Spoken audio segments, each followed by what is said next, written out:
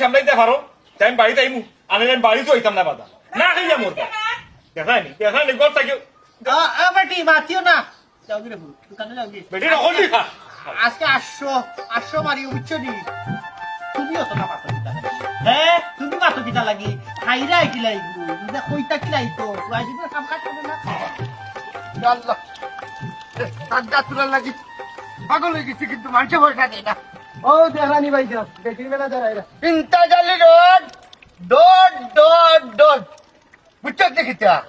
dot দিয়া 3টা গাইল দিলাম খালি আমজাদ ভাই সামনে লাগিয়া উকারিয়া দিলাম না মনে মনে দিলাম হঠাই ভাই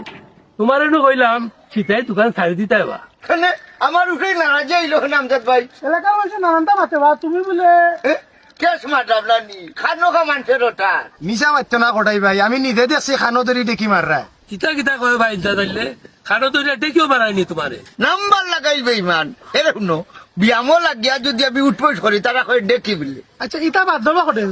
হিসাব খানে মিলাইতে পারো না তুমি তো বাক্কা লেখাপড়া জানো আমি জানি শয়তানে আমার আখলোর মাঝে মুতি দেয় মেম্বার ভাই করে হিসাব করি জানি তার মাঝে 600 টাকা শর্ট থাকে ওবা কটাই ভাই দোকানও কিতা বুতের আসর উসর না কিতা ওবা